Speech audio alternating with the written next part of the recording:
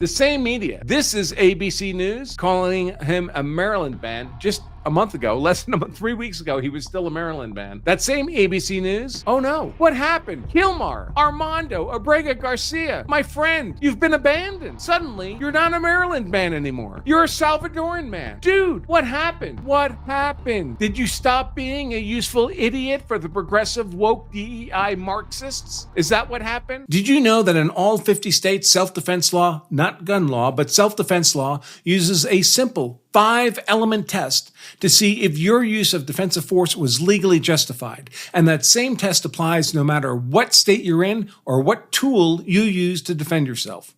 If you're missing even one of those required elements, however, you've made yourself an easy conviction for an aggressive prosecutor.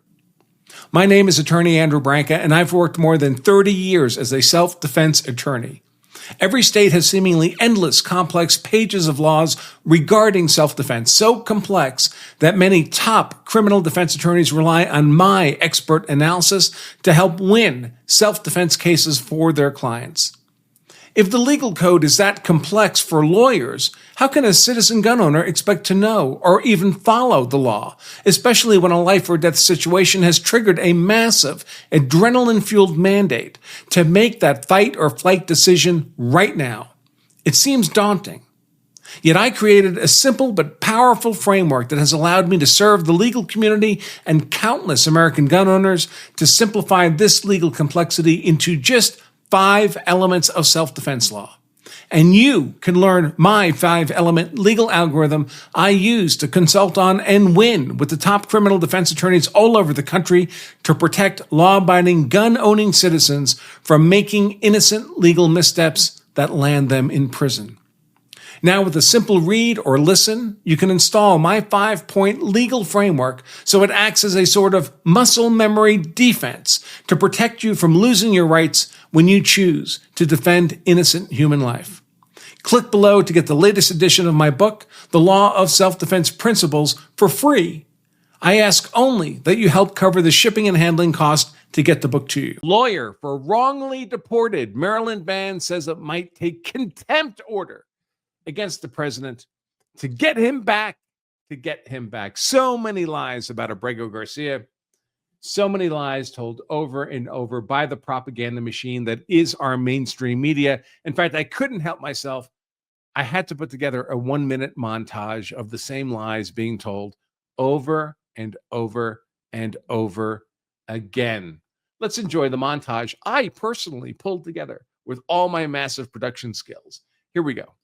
To El Salvador. Now we have the latest on Kilmar Armando García, the Maryland man who was wrongfully deported to a prison in El Salvador. Big story tonight, the battle over a Maryland man mistakenly deported, reaching a boiling point tonight. The Supreme Court today saying that the Trump administration must work to bring back a Maryland man who was mistakenly deported to prison in El Salvador. The Supreme Court says the Trump administration must facilitate the return of a Maryland man mistakenly deported to El Salvador. In the case that's been watched a lot in recent days of a Maryland man who the government concedes it mistakenly deported to El Salvador. That a Maryland man who was deported is a member of a notorious gang. Next tonight, new details on the status of a Maryland man wrongly deported to a notorious prison in El Salvador. The federal government is under pressure to explain why a wrongfully deported Maryland man remains locked up in a prison in El Salvador. All right. So, though, obviously, these are propaganda lines. That's the only reason you'd have all these diverse news agencies, including Fox News, sharing the same lie. Of course, it's all a lie. He's a Maryland man, the same way that if I broke into your house, I'd be a resident of your household. He's not a Maryland man, but it's become the classic line they want to use now, this Maryland man line, and everything they're saying is true. So he was not wrongfully deported. he had a final order of deportation since 2019, 2 of them affirmed by an immigration appellate court. Final order of deportation. He was granted the favor of what's called the withholding of withholding order of withholding to El Salvador. He asked not to be sent to El Salvador, and we agreed. But that only applies to typical illegal migrants, which he was at the time. We made that kind gift to him. the order of withholding from El Salvador. But then he graduated to being a terrorist, and terrorists are ineligible for an order withholding. So that made that null and void. So we were free to send him everywhere, including El Salvador. And we did. We sent him to El Salvador, where he was a citizen of El Salvador. That's normally where you deport people back to their nation of citizenship. And we did not send him to prison. He did not go to CCOT. We just sent him to El Salvador. Now, as a citizen of El Salvador, then it's up to El Salvador to decide what to do with him. They're free to put him in their prisons if they want to, but that's an El Salvador thing. That's not an American thing. But this blank man, Maryland man, here's another one, Florida man. Look at this guy. An illegal in Florida accused of kissing a 7-month-old baby he didn't know on the lips and then threatening the child's mother with a box cutter when she confronted him about it. 30-year-old Wilmer Ariel Lemus Morales is being held without bond, and he's described as a Florida man. Facing charges after he was accused of kissing a baby he didn't even know. According to deputies, Wilmer Ariel Lemus Morales kissed his neighbor's 7-month-old baby on the lips. And when the child's mom confronted him, he allegedly pulled out a box cutter knife and threatened to stab her. Well, why not? Why not when you're a Florida man? Here's another one. This guy is, how's he described? He was described as an Iowa man, this one. What did he do? Oh, he raped an 11-year-old girl. It turns out he's from Guatemala. He's not an Iowa man. Police arrested 20-year-old Wilson Irwin Alvarado Chacok for ruining this child's life. I'm sure the Democrats are going to advocate for him like they have for our good friend Kilmar Armando Arévalo García. And it's not just dudes. It's not just dudes. Here's a chick. Look how different the glamour photos look from the mug photo. Someone's getting into the burritos a bit too much lately, I think. Georgia college student. Again, she's a Georgia college student. Like if I break into your house, I'm a member of your household.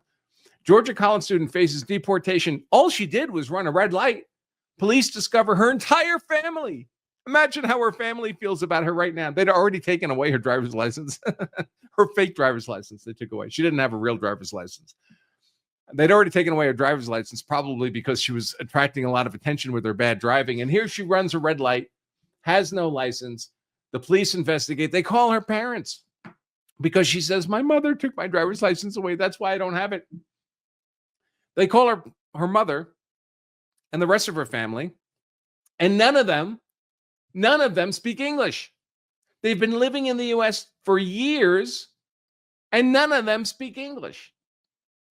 So now everyone is getting a free ride home. Good judgment there. Good judgment. Mexican national, Ximena Arias Cristobal, Georgia girl, just a Georgia girl, getting deported. How horrible. So when we see all this stuff, lawyer for wrongly deported Maryland man says it might take contempt. And we see it from the media again and again and again, the approved propaganda line about this poor Maryland man. You know, the wife beater, orders of protection, the human trafficker, the MS-13 gang member, that guy. When we hear about that guy so vigorously defended by the Democrats, they personally fly to El Salvador to meet with him.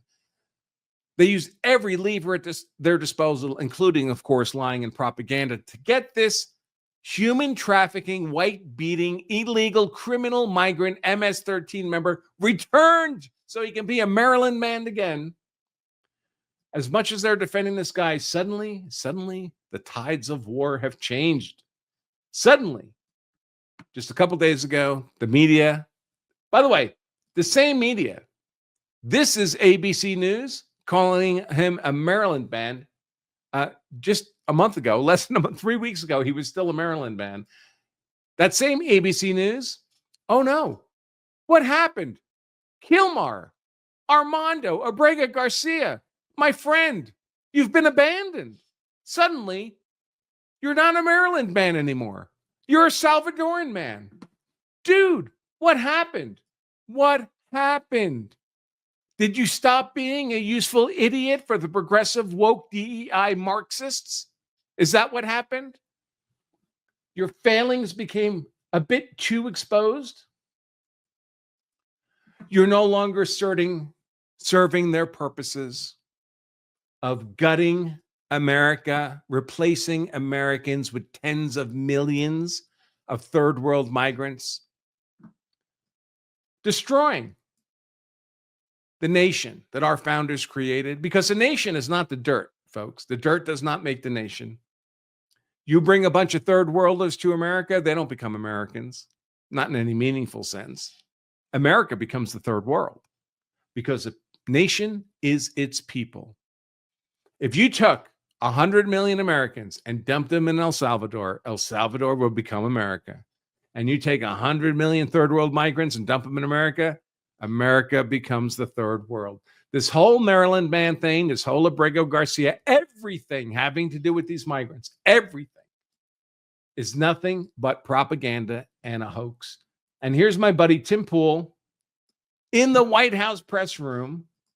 Kudos, Tim, talking about the Maryland hoax. Let's hear what Tim has to say about all this. Always no holds barred for Tim. That are represented in this room have marched in lockstep on false narratives, such as the Very Fine People hoax, the Covington smear, and now what's being called the Maryland man hoax, where an MS-13 gang member adjudicated by two different judges, I believe, is just simply being referred to as a Maryland man over and over again. Now, in an effort from the White House to expand access to new companies, you've created this new media seat. So I'm wondering if you can comment on following this expansion, you've had numerous outlets disparage the companies that you've had sit here, as well as the reporters. I'm wondering if you could comment on the unprofessional behavior, as well as elaborate if there's any plans to expand access to new companies. Sure. Well, we certainly welcome diverse viewpoints in this room, which is one of the reasons we have you in here. So Tim's pointing out the hoax, the propaganda. Of course, anyone who cares to see can see it.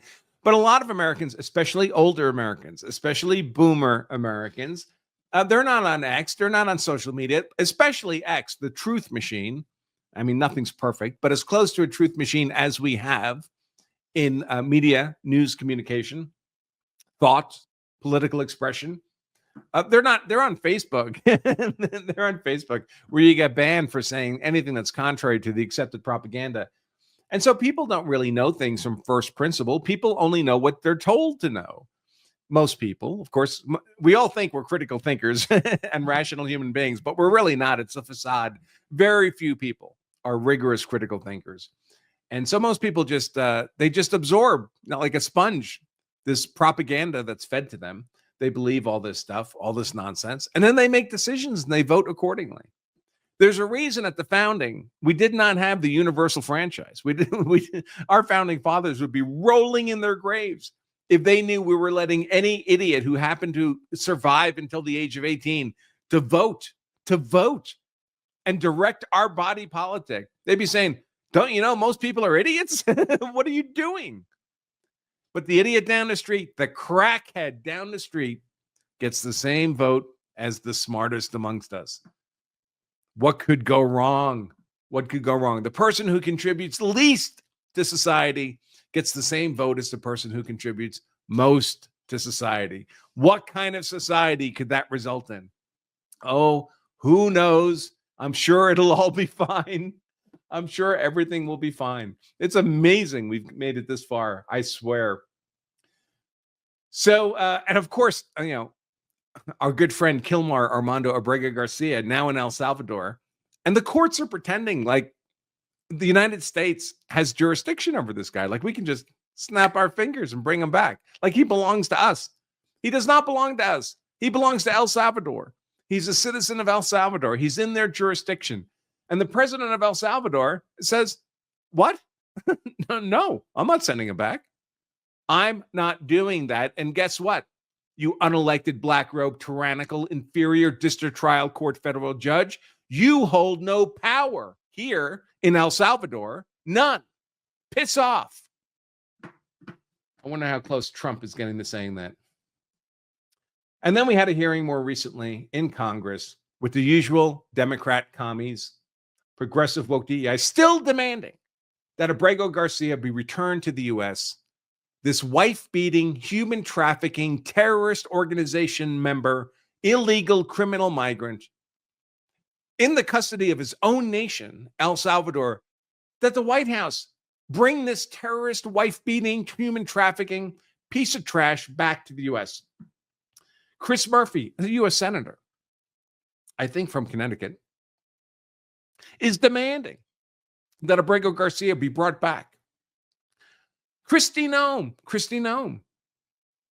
I've got very ambiguous feelings about Kristi Noem, but at least here, she shut him down. Grab your popcorn for this video, Gunther Eagleman writes. By the way, he's a good follow on X. Garcia is a citizen of El Salvador, Kristi Noem says, and should never have been in this country and will not be coming back. There is no scenario where Abrego Garcia will be in the United States. If he wants to come back, we would immediately deport him again because he is a terrorist. Let's hear it in real time. Court decision requires the administration to facilitate Kilmar Armando Garcia's release from El Salvador.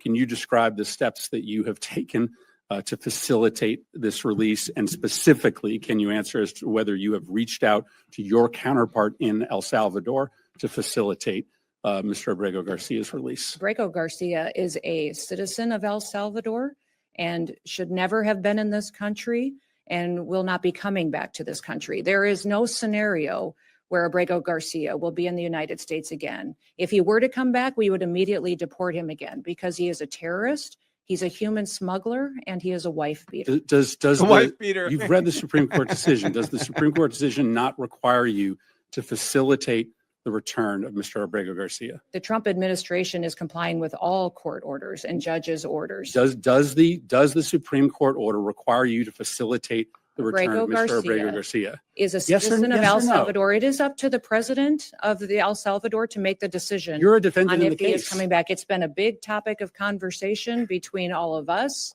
between the country. When the president visited the United States of America, it was discussed and talked about there. The president has been very clear on this issue, as the Secretary of State and I have as well. Abrego Garcia is not a citizen of this country and is a dangerous individual who does not belong here. I will not ask another question, If you Madam were Chair, back but the in this discussion, country, we would immediately but the discussion deport him. ends when the Supreme Court rules 9-0 that you have to facilitate his release. And what does that mean, facilitate his release? First of all, he's not in prison. Facilitate his release from what? His home nation? And if he is in prison, El Salvador did that. America didn't do that. How would we facilitate the release of a foreign national from his own nation's prison? What does that even mean? Are we supposed to break him out? Are we supposed to bribe that foreign government to release him? These, of course, it's hard to tell if these people are stupid or they just think we're stupid. In any case, I have a certain degree of confidence that El Salvador will not be returning our good friend Kilmar Armando Arévalo Garcia to us from El Salvador. Thanks for watching this highlight segment of our full-length Law of Self-Defense live stream. If you enjoyed this content, make sure to give us a like and subscribe for more expert analysis on politics, law, and how to be hard to convict. And to watch the full-length episode of this show, just click right here. Stay safe.